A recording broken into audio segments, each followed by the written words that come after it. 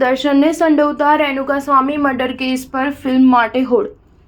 Film સર્જકો અને કલાકારો તેમની વચ્ચે જ કોઈ કલાકારને લગતા વિવાદને પણ ફિલ્મ પડદે ઉતારી વટાવી લેવા માટે તલપાપડ હોય છે તેવું વધુ એક વખત પુરવાર થયું છે. કન્નડનો ટોચનો સ્ટાર દર્શન હાલ રેણુકા સ્વામી હત્યાકાંડમાં સંડોવાયેલો છે.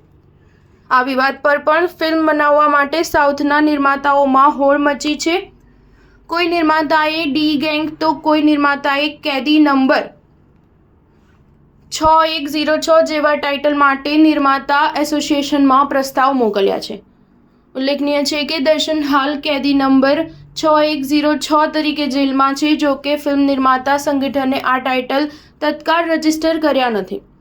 એસોસિએશનનું કહેવું છે કે હજુ આ કેસની તપાસ પ્રાથમિક તબક્કામાં જ છે. તેવા સમયે આ કેસ પરની ફિલ્મના ટાઇટલ રજીસ્ટર કરવાનું ઘણું વહેલું ગણાશે. દર્શન તથા તેની પ્રેમિકા મનાતી હિરોઈન પવિત્ર ગૌડા સહિત 17 આરોપીઓ રેણુકા સ્વામીની હત્યા તથા પુરાવાનો નાશ કરવાના કાવતરામાં સામેલ હોવાનું કહેવાય છે. રેણુકા સ્વામીએ પવિત્રાને કેટલાક મેસેજીસ મોકલ્યા હતા. તેનાથી નારાજ થયેલા દર્શને તેની હત્યા કરાવી હોવાનું કહેવાય છે. સ્ટાર ન્યૂઝ 7 હંમેશા સચ્ચાઈની સાથે.